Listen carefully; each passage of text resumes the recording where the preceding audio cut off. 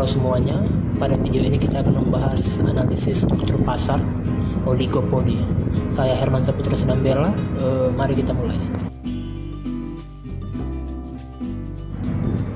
Baik, oligopoli adalah struktur pasar yang dikuasai oleh beberapa perusahaan besar yang saling mempengaruhi dalam menentukan harga dan output. Dalam pasar oligopoli, jumlah pesaing sangat terbatas, sehingga perusahaan-perusahaan besar memiliki kekuatan pasar yang tinggi.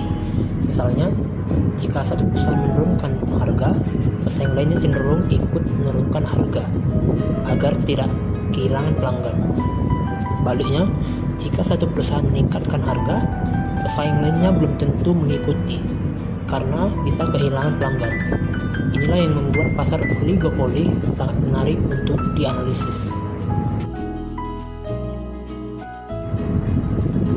Pasar oligopoli memiliki beberapa karakteristik utama, yaitu pertama, hanya ada beberapa perusahaan besar yang mendominasi industri.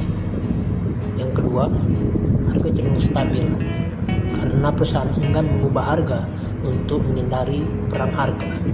Yang ketiga, produk bisa bersifat homogen atau terdiferensiasi. Yang keempat, terdapat hambatan masuk yang tinggi karena perusahaan baru membutuhkan modal yang besar.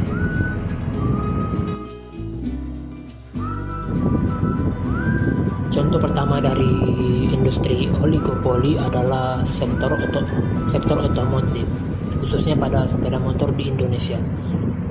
Honda dan Yamaha menguasai pangsa pasar dengan produk yang hampir serupa, namun memiliki keunggulan masing-masing.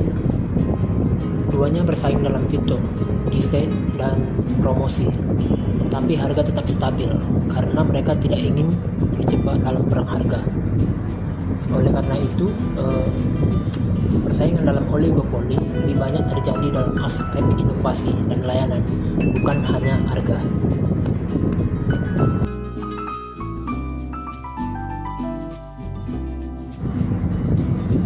Contoh berikutnya adalah industri telekomunikasi di Indonesia yang didominasi oleh Telkomsel dan Indosat.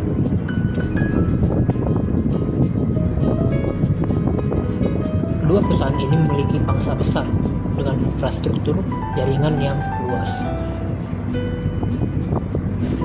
Harga layanan mereka relatif stabil karena jika salah satu menurunkan harga, pesaingnya akan merespons dengan promo serupa.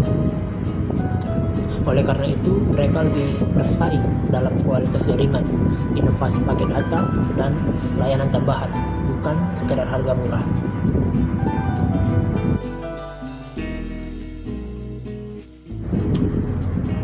Salah satu ciri khas oligopoli adalah penentuan harga dan output yang saling mempengaruhi antara perusahaan. Dalam oligopoli, perusahaan tidak bisa menaikkan atau menurunkan harga sembarangan. Jika satu perusahaan menurunkan harga, pesaing lainnya akan ikut menurunkan harga, sehingga keuntungan menjadi lebih kecil. Sebaliknya, jika satu perusahaan menaikkan harga, pesaingnya belum tentu mengikuti, karena konsumen bisa beralih ke kompetitor yang lebih murah. Akibatnya, strategi utama dalam oligopoli bukanlah perang harga, tetapi inovasi produk, iklan, dan layanan tambahan untuk menarik pelanggan tanpa mengorbankan harga.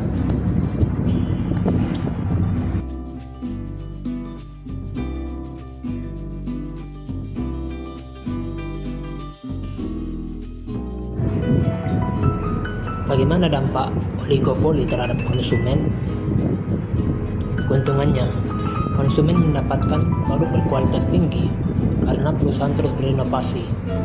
Selain itu, stabilitas pasar membuat harga tidak terlalu fluktuatif. Namun, ada juga kerugiannya.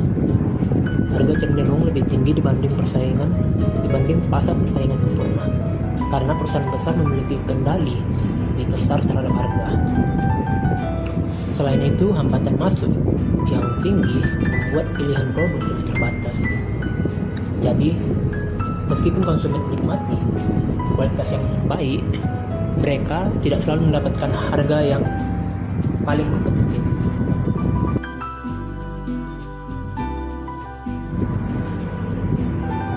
Dari sini kita bisa menarik beberapa kesimpulan dari pasar oligopoli. Pasar oligopoli memiliki struktur yang unik di mana hanya ada beberapa perusahaan yang mendominasi. Harga dan output tidak bisa ditentukan secara bebas oleh satu perusahaan, karena keputusan satu perusahaan akan berdampak pada pesaingnya. Contoh industri oligopoli adalah otomotif, yakni perusahaan otomotif Honda dan Yamaha, dan telekomunikasi yakni Telkomsel dan Indosat. Konsumen mendapatkan keuntungan berupa produk berkualitas dan layanan inovatif, tetapi harus menghadapi harga yang relatif stabil tanpa banyak persaingan.